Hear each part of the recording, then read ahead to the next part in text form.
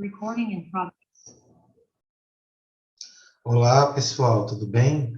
Nós estamos começando uma nova série aqui no canal, que ela vai falar principalmente sobre a significância da meteorologia e do clima em grandes eventos da história. Então, a gente vai falar hoje sobre a história do Titanic, o famoso Titanic. Eu acho que todo mundo aí já assistiu o filme, e muito bonito, no diretor James Cameron, e sempre fica com aquele romantismo, assim, né? A beleza do filme na cabeça e tal. Bom, a história do Titanic ela é bem dramática, né? Essa história ela começa, na verdade, tem duas histórias. A história do navio em si e a história climática. A história do navio em si começa quando ele partiu do porto de Southampton, na Inglaterra, né? Ao meio-dia 15, na manhã ensolarada e morna do dia 10 de abril de 1912, já com 953 passageiros a bordo, né? Sobre o comando do capitão Edward J. Smith, né? Às 6h40 do mesmo dia, esse transatlântico chegou a Cherbourg, na França, onde mais 22 pessoas embarcaram e outros 22 pessoas desembarcaram e outros 274 passageiros subiram a bordo. Só chegava gente no navio, né? Partindo de lá, às 8h10, no dia 11, cedo, ele chegou em Queenstown, na Irlanda, e às 11h30 desembarcaram 7, embarcaram mais 120 da Irlanda. Ele partiu a 1h30 da tarde, né, para a sua viagem transoceânica, né, cruzar o Oceano Atlântico para chegar até Nova York, que era o destino final dele, né. Ele partiu da Irlanda com 1.318 pessoas a bordo e 889 tripulantes. Sem dúvida, o maior navio da época, o mais luxuoso, de longe, e o mais tecnológico. Inclusive, nele já estavam embarcadas as últimas tecnologias disponíveis na época, como o telégrafo, etc. O telégrafo até sem fio para dentro do navio e coisas desse tipo, né? Sala de ginástica, sauna, sala de banho, coisa que os outros navios, mesmo sendo luxuosos, como o Lusitânia, que era o grande competidor dele, não tinha na época, né? Mas, na verdade, essa é a história da partida do navio. Mas a história climática começa 2 anos antes. É isso mesmo, pessoal. A história começa 2 anos antes. E o que aconteceu nessa data? Por volta de 1910 e 1911, a Groenlândia tinha tido um verão atipicamente quente, né? E seguido de um inverno também muito ameno. Essas condições climáticas resultaram num enorme campo de icebergs que se desprendeu da Groenlândia, né? Ficou flutuando ali se desprendeu dos glaciares da Groenlândia e ficou flutuando ali no mar, perto da costa da ilha de Baffin, né? E criou assim uma sopa de icebergs naquela região, né? Isso fez com que uma grande quantidade de gelo desprendido se acumulasse ali naquela região, né? E aí ficasse reservado para lá, para quando o nosso navio cruzasse ali aquela região, um ano depois, né, de 1911, né? Bom, o cruzeiro seguiu normalmente, como todo mundo viu no filme, mais ou menos, provavelmente, é aquilo que deve ter realmente acontecido, né? Várias histórias, não exatamente aquela, mas várias histórias assim deve ter tido a bordo, né? A gente sabe de pessoas importantes que faleceram naquele naufrágio, como o dono do Waldorf Astoria, né? Inclusive ele faz um papel no filme lá, a pessoa é representada, o artista representa ele, né? O Barão do Aço, né, da Ferrovia Transcanadá, então muita gente milionária. Só para ter uma ideia, a passagem da primeira classe convertida em dólar atual dá conta de mais ou menos na faixa de 75 mil dólares por pessoa, então não era qualquer um, né? Então, no dia do naufrágio, né, foi no dia 15 de abril de 1912, um mapa sinótico das 10 horas da manhã, que foi feito atualmente, né? Porque naquela época não existia essa tecnologia, né? Naquela época eles se guiavam mais por avisos de outros navios da região, né? E para poder se guiar em águas perigosas, né? E pela própria experiência dos capitães, né? Mas o mapa sinótico, ele indicou que no momento da colisão, que foi às 22 horas e 40 minutos, do dia 14,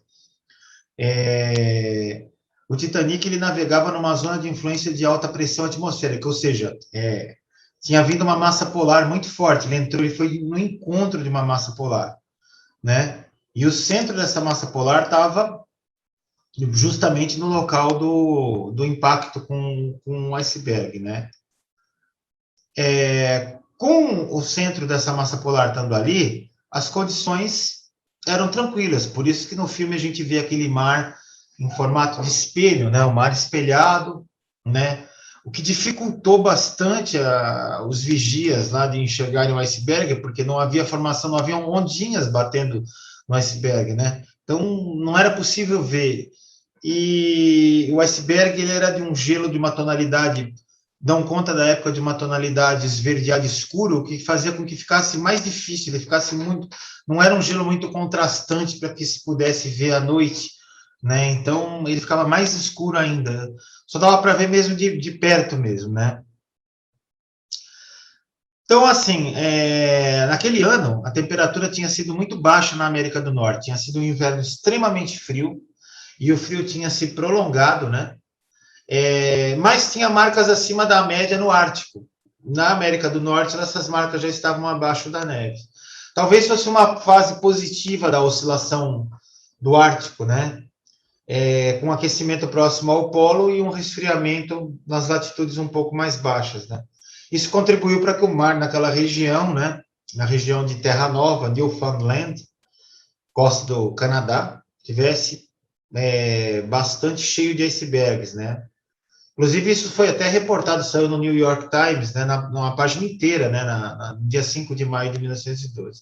Na reportagem, inclusive, o New York Times eles afirmam, o inverno quente sem precedentes de todo o Ártico é a possível causa do grande número de icebergs flutuando no Atlântico Norte durante esta estação e para que eles tenham alcançado essas latitudes tão baixas, icebergs grandes, como foi o caso de onde o Titanic ali se encontrou com o iceberg e se chocou contra ele. Essas condições resultaram, como eu já falei, na criação de um grande campus de iceberg, né?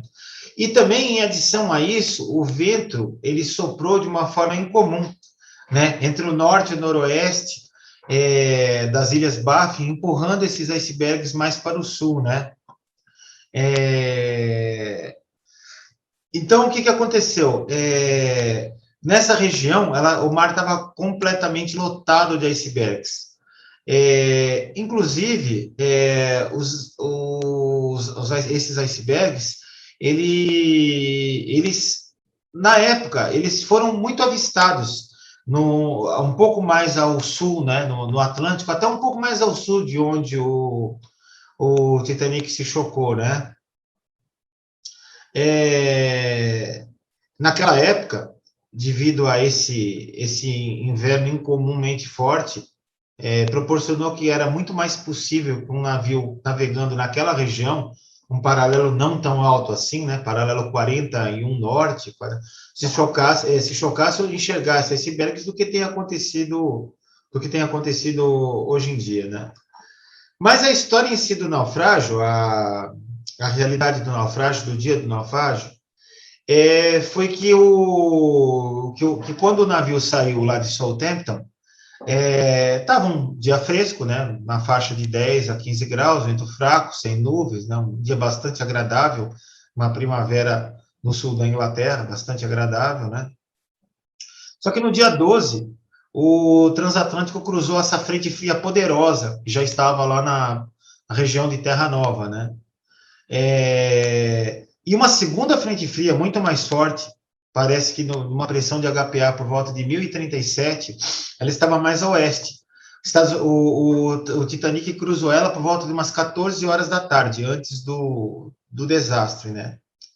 E essa frente fria ela provocou ventos de até 40 ou 50 quilômetros por hora por volta de umas 5 da tarde e um forte declínio de temperatura.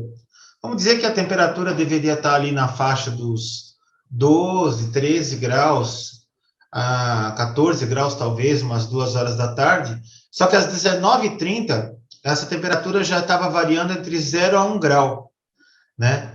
Isso mostra no filme. Não sei se todos se lembram que os vigias estão lá e eles estão na torre e o cara faz assim com a mão, assopra, sai aquela vapor da boca. Inclusive o Jack tem uma hora que ele entra, né, falando caramba, está muito frio lá fora, tal. É quando ele está com o casaco lá do rapaz lá que era noivo da moça lá, né?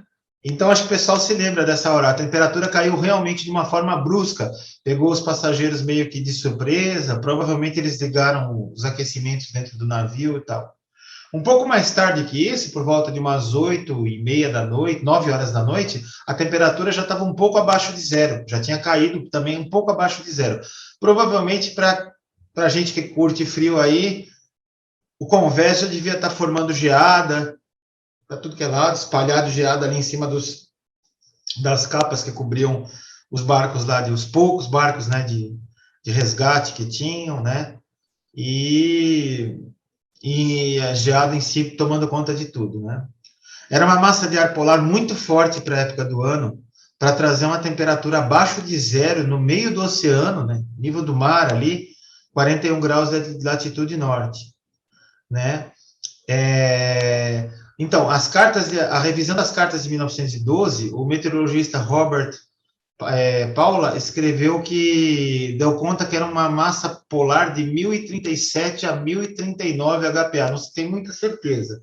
Algo entre 1037 e 1039 HPA, bastante forte, levando em conta que já era meados de abril, né? Meados de abril, já tinham entrado na primavera fazia um bom tempo já, né?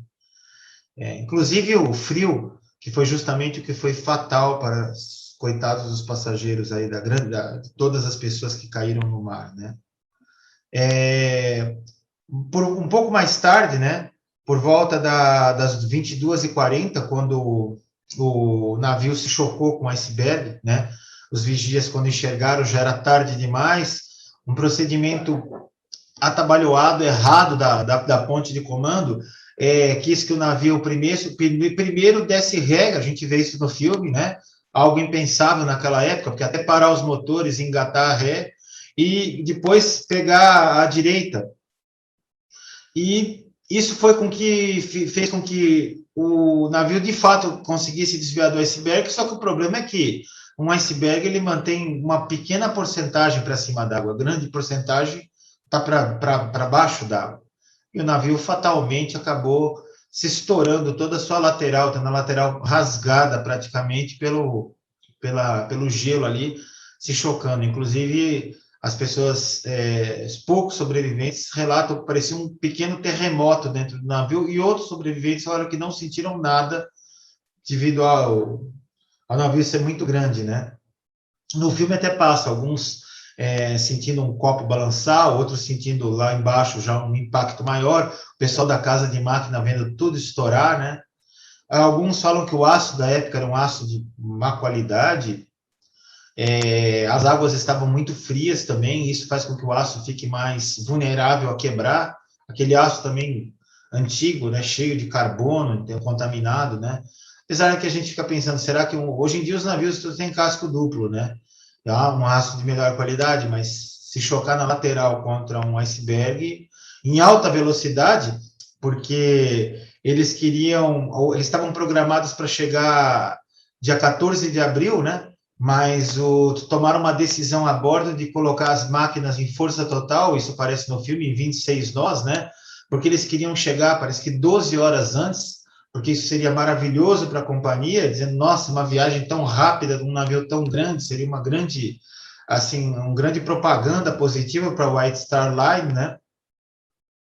E então o impacto realmente foi muito forte, não houve tempo de reduzir a velocidade. pouca redução de velocidade, né? Fora a massa do navio, que faria com que qualquer impacto ali fosse muito violento, né?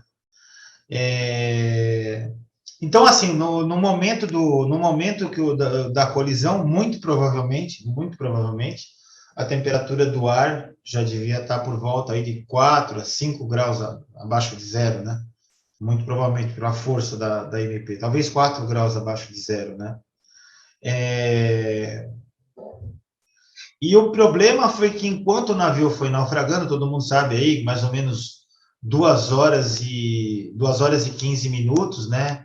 Tem aquele relógio lá parado, né? Quando o pessoal desceu lá com o mini submarino, o rover lá, eles viram o relógio parado no exato momento em que tudo entrou água ali. Se eu não me engano, não estou muito bem recordado, mas se eu não me engano, por volta de meia-noite e 45 ou 1 hora da manhã, então foram 2 horas e pouco para o navio naufragar, né? O navio afundar completamente, né? Provavelmente realmente nessa hora que as pessoas realmente todas tiveram que se lançar à água, alguns já foram caindo antes, mas na hora que a grande massa se lançou à água, após a meia-noite, né, meia-noite e meia, a temperatura já pudesse estar na casa dos 5 graus negativos, vai saber, 6 graus negativos por aí, né, que é bastante baixa, né. Mas o que realmente matou as pessoas ali não foi tanto a temperatura do ar, o problema foi a temperatura da água. O Atlântico ele estava muito frio nessa época, tipicamente frio, pela quantidade de gelo também que saiu ali e ficou circundando a região, né?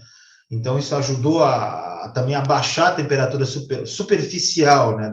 Superficial, que é onde as pessoas estão ali, superficial, né? Do nível da água até com o corpo ali até 2, 3 metros de profundidade.